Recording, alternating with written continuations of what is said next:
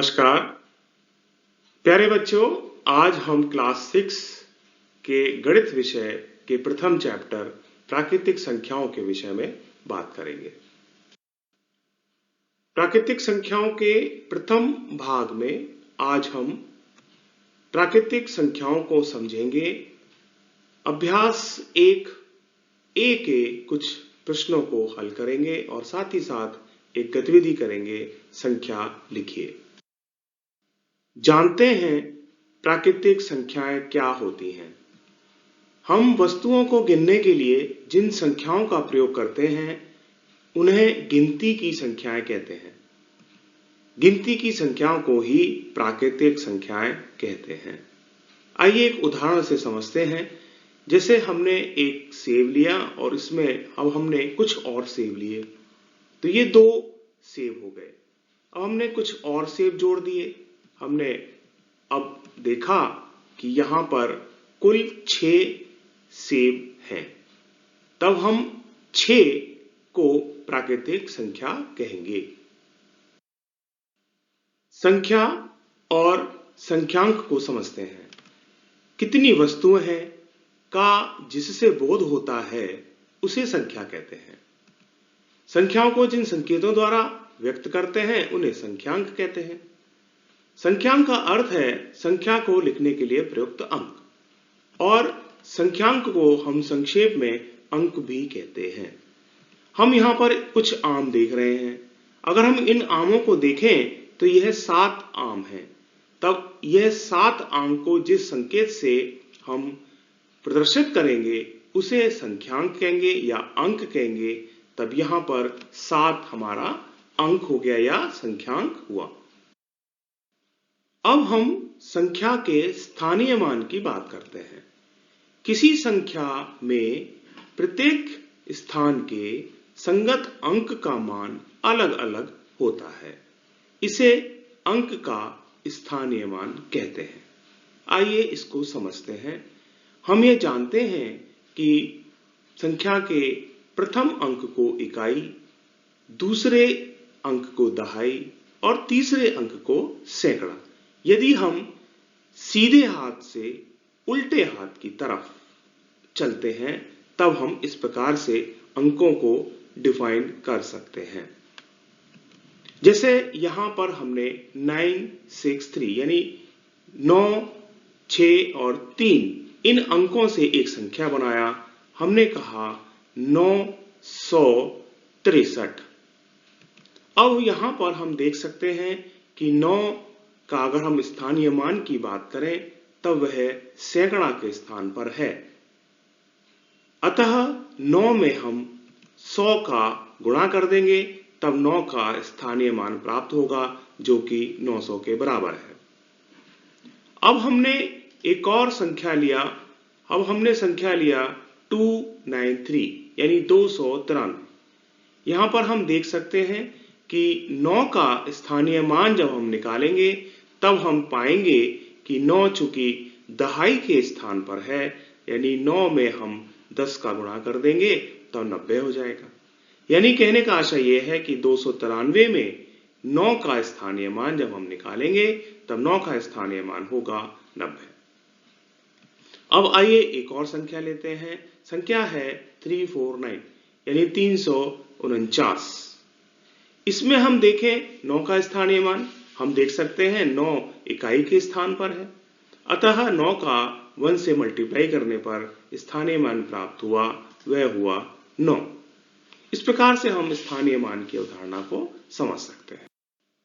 बात करते हैं सबसे बड़ी संख्या और सबसे छोटी संख्या कौन सी होती है। एक अंक की अगर हम बात करें तो उसमें सबसे बड़ी संख्या 9 होती है। हम देख सकते हैं 1, 2, 3 ऐसे अगर हम बढ़ते जाएं तो 1 और 9 के बीच में सबसे बड़ी संख्या 9 प्राप्त होती है। तो एक अंक की सबसे बड़ी संख्या हो गई 9।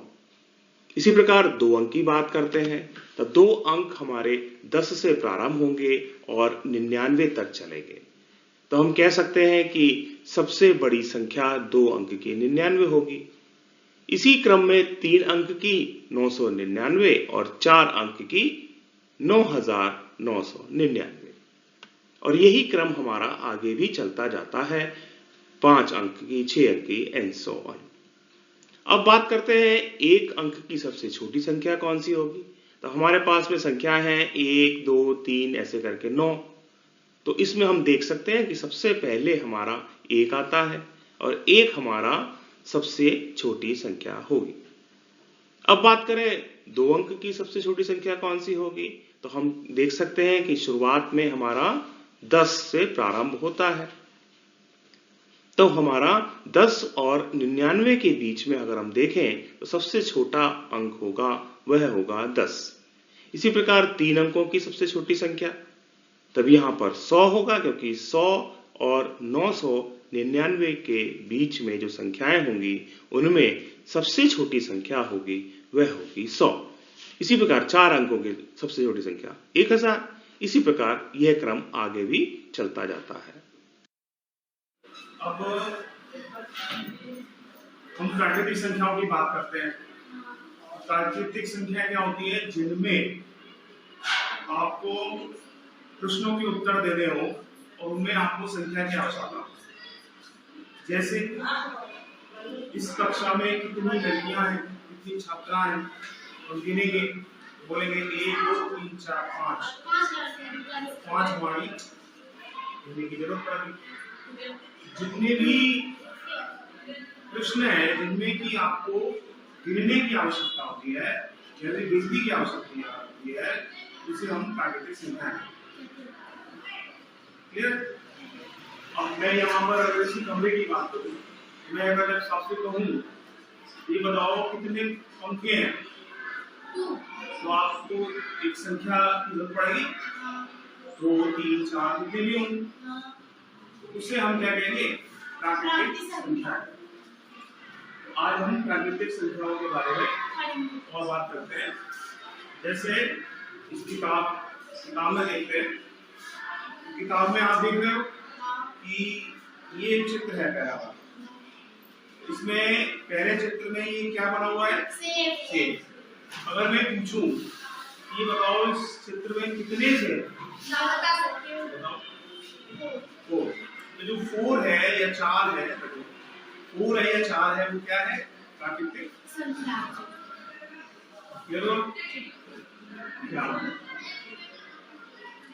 संख्या दो चीजें हैं, एक है संख्या, दूसरा है संख्या। अब जैसे इसमें सेब की बात किया गया, तो उसमें 4 आपने बताया कि 4 इसमें सेब है, ठीक है। तो 4 आप लिखेंगे कैसे, जो भी एक संकेत होता है संख्या का, वो आपका संख्यांक है। जैसे संख्यांक में हम लोग 4 लिखेंगे, और अगर संख्या की बात करेंगे तो हम लोग कह सकते हैं कि 4। क्लियर हुआ? हम 4 भी कह सकते थे, इंग्लिश में हम लोग इसको 4 कह सकते हैं।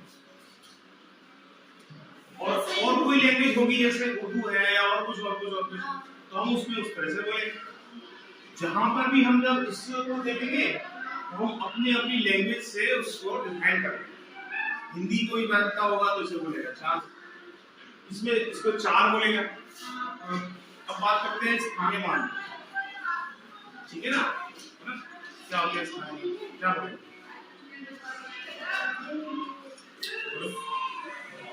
स्थानीय मान के लिए जैसा कि नाम है कि स्थान का मान, यानी कोई ना कोई अंक है आपका, उसमें उसका स्थान पूछा जाता है। अब आपका स्थान अगर मैं पूछूं तो ये क्या हो गया, एक छात्रा का स्थान हो गया, ये कक्षा 6 का है। इसी तरीके से कोई ना कोई अंक होगा। तो अब हमने कोई एक वाली संख्या लिख ली, जैसे हमने कोई एक संख्या लिखी, ये कितनी संख्या होगी, जैसे ये 5 और 4 और 6 लिखा है, जैसे आप 5 पे डैश कर दोगे थोड़ा सा, तो इधर लिखेंगे 5 0 0 है। क्यों करते हैं वही चीज, कारण बताओ उसके पीछे क्यों करते हैं, इतना ही बिल्कुल सही बोल रहे हो कि 5 के आगे 0 0 लिख देंगे। इस तरह की बातें जो होती है वो स्थानीय मान है। जरा थोड़ा डिटेल में देखते हैं जैसे एक कोई संख्या है 546, ठीक है। अब इसमें क्या हो रहा है, तीन संख्यांक, देखो जो हम लोगों ने कहा था संख्यांक, इसको हम लोग शॉर्ट में अंक भी कहते हैं, ठीक है। तो अगर हम अंक की बात करें तो हम कहेंगे कि 5, 4 और 6, यानी ये ऐसी कोई संख्या है जिसमें कि 5, 4 और 6 से मिलकर के एक संख्या बनी है। तो जब तीन अंक है तो तीनों अंकों के अपने अपने स्थानीय मान होंगे, तीनों अंकों के अपने अपने स्थानीय मान होंगे। यहाँ और सभी में समझे तो ये कहेंगे कि तीनों अंक का कोई ना कोई एक मान होगा, जिसे हम स्थानीय मान। अब जैसे मान के चलो हमने 4 की बात, हमने आपसे पूछा कि इस संख्या में ये क्या संख्या कहलाएगी, पूरी संख्या 546। बताओ ये कौन सी संख्या है, बताओ। हाँ, क्यों हुआ, क्योंकि इसको और यहाँ थोड़ा सा समझ, क्यों हुआ, क्योंकि ये हमारा इकाई हो जाता है, ये हमारा दहाई होता है, ये हमारा सैकड़ा। इसका मतलब सैकड़ा मतलब 100, इसको हम लोग 100 बोलते हैं, है ना। हाँ। और ये दोनों जब आ जाते हैं तो मिला के होते हैं, हाँ। ठीक है। तो ये क्या हो गया 500, अब दोनों मिला के बोलेंगे तो सारे हो गया 546। ये तो बात होगी कैसे बोला जाएगा, ठीक है भाई। तो 546 ये तो हो गया हमारा भाई क्या पढ़ने का तरीका, ठीक है। अब हम बात करते हैं कि 546 में बात कर रहे थे स्थानीय मान, इसको लौटा। तो इसमें क्या होता है, मान लीजिए कोई एक 4 की बात कर रहे हैं, 4 में हम लोग अगर प्रश्न करेंगे ये बताओ कि 4 का स्थानीय मान क्या है, ये प्रश्न आएगा। 546 में से 4 का स्थानीय मान, या फिर दूसरा प्रश्न क्या बन सकता है इसमें कि 5 का स्थानीय मान क्या है, या फिर 6 का स्थानीय मान, क्योंकि 3 ही अंक है, तीनों के अपने अपने स्थानीय मान, क्लियर है। जब आपसे ये पूछा जाए कि 4 का स्थानीय मान क्या है, 4 का स्थानीय मान की पहले बात कर लेते हैं, ठीक है। ये अच्छे से पता है कि ये किस स्थान पर है, अभी बात किया था, ये दिखा है, ये रहा, ये से जो जिस स्थान पर होता है उसका अपना एक मान होता है। जैसे ये इकाई है तो यहाँ पर 1 होता है, इसका दहाई ऐसे मतलब 10 से होता है, ठीक है। 100 बने इसमें 100 10 है, ये अपने अपने मान होते हैं। हम लोग क्या करते हैं, इन्हीं मान से इनका हम लोग क्या कर सकते हैं, गुणा करते हैं, तो स्थानीय मान, ठीक है। अब अगर हम लोग 4 की बात करेंगे तो हम किससे गुणा करेंगे, प्रश्न आपके लिए है 4 का स्थानीय मान निकालना है। 4 कौन से स्थान पर है, दहाई पर है, तो दहाई का मान क्या होता है, 10 होता है, 10 होता है, एग्जैक्टली 40 ही आएगा। जब हम इसको 10 से मल्टीप्लाई करेंगे तो ये हमारा कितना जाएगा 40, ठीक है। तो अब अगर हम इसमें बात करें और मानों की, 6 का स्थानीय मान क्या होगा, 1 से मल्टीप्लाई करेंगे तो 6 आ जाएगा। 5 का स्थानीय मान क्या होगा, 500। क्यों होगा,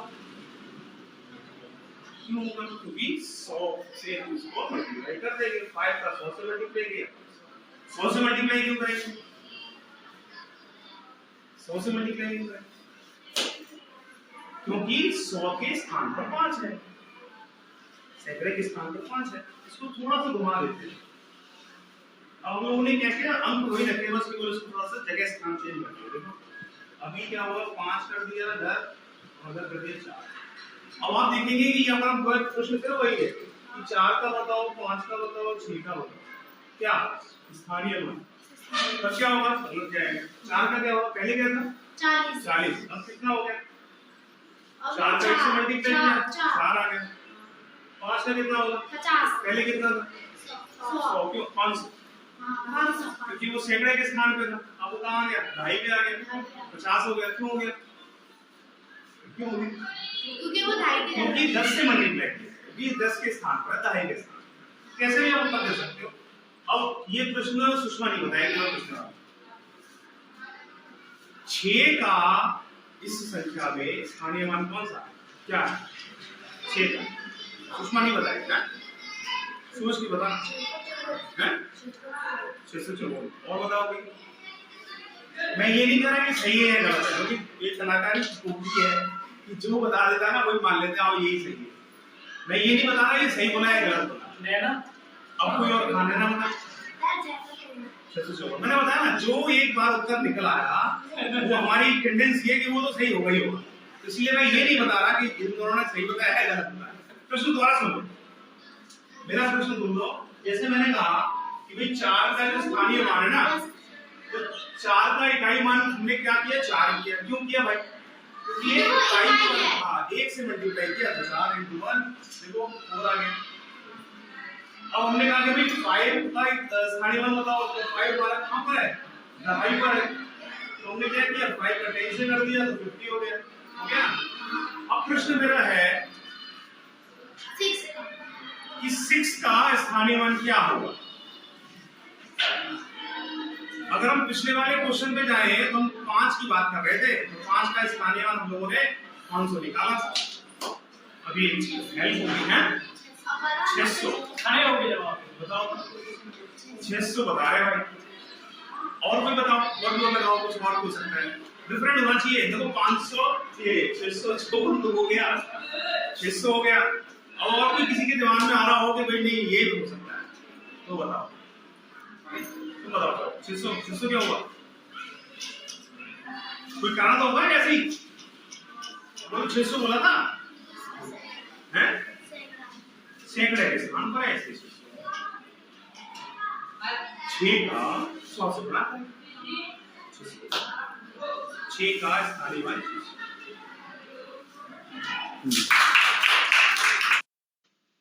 अब हम अभ्यास 1 के प्रश्न 12 की बात करते हैं। प्रश्न 12 में कहा गया कि 545 में प्रयुक्त प्रथम 5 तथा द्वितीय 5 के स्थानीय मानों का अंतर ज्ञात कीजिए। आइए अंतर ज्ञात करते हैं। हमने 545 में प्रथम 5 का स्थानीय मान जब निकालने का प्रयास किया तो हमने देखा कि प्रथम 5 हमारा सैकड़ा के स्थान पर है, यानी 5 का हम 100 से मल्टीप्लाई कर लेंगे तब 5 का स्थानीय मान 500 हमें प्राप्त होगा।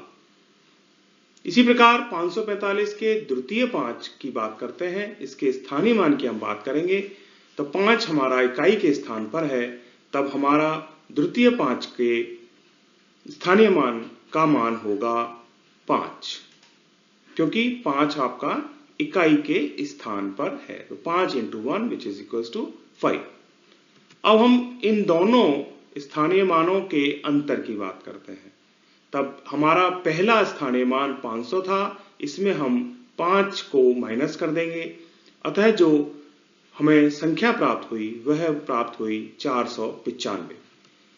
तब हम कह सकते हैं कि 545 संख्या में प्रयुक्त प्रथम 5 तथा द्वितीय 5 के स्थानीय मानों का अंतर होगा 495। यही हमें प्राप्त करना था। अब एक गतिविधि करते हैं। गतिविधि का नाम है संख्या लिखिए। बच्चों, आपको 5 अंकों की सबसे बड़ी संख्या लिखनी है, साथ ही साथ 5 अंकों की सबसे छोटी संख्या लिखनी है। तो लिखिए 5 अंकों की सबसे बड़ी संख्या और 5 अंकों की सबसे छोटी संख्या कौन सी होती है। प्यारे बच्चों, आज की विषय वस्तु आपने ध्यान से सुनी और समझी होगी। इस उम्मीद के साथ बहुत बहुत धन्यवाद।